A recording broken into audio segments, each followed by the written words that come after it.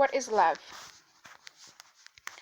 Well, I've learned the hard way what love is not. I invested more time than I should have in hopes they would change. If I just tried harder to show them how much I loved them, then maybe they would finally love me for me. A mindset that I had to earn their love to be worthy or whole inside. Or maybe, just maybe, I could love them hard enough that I could fix their brokenness. All mainly a distraction from focusing on my own brokenness. I also struggled with fear of commitment. Subconsciously, I later realized, if I chose someone broken and emotionally unavailable, then not only could I be emotionally unavailable, but I wouldn't have to commit to marriage. Marriage oftentimes scared me to the core. I watched my mother and my grandmother, the two strongest, courageous, and loving women I deeply love, spend too many years to count with men who abused them, and ultimately took their loving, caring nature for granted. I felt like I was doomed to the same reality if I were to marry. So I made a secret vow to myself that I would take marriage seriously.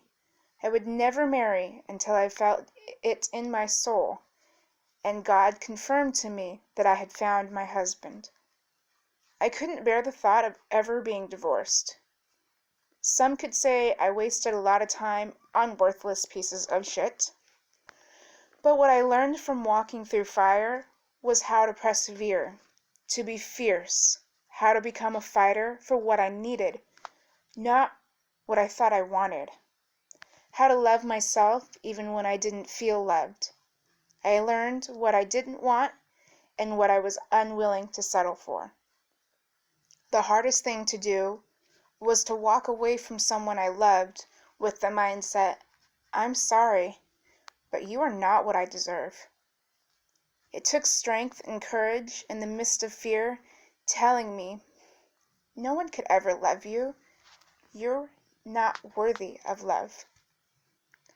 But once I was out of that unhealthy relationship and surrounded by people who did care about my future, my well-being, my safety, my thinking started to change. I accepted that I am more than capable of loving myself. I started to look at men, dating, and relationships differently. I began to rebuild who I knew I'd always been. So then when love finds you, you know exactly what you need to feel safe, secure, and protected. You remember what it felt like to be broken and ashamed, so you know what not to do to cause the person you love pain and suffering. You are already whole inside, so you don't need someone to complete you. You simply just enjoy their company and appreciate what they bring to your little piece of heaven. It's not about who he could be, but who he is. How he treats you, holds you, and for once makes you feel protected and safe. Like your heart has finally found its home. Some think, if I'd only met you first, then I'd never had to experience pain.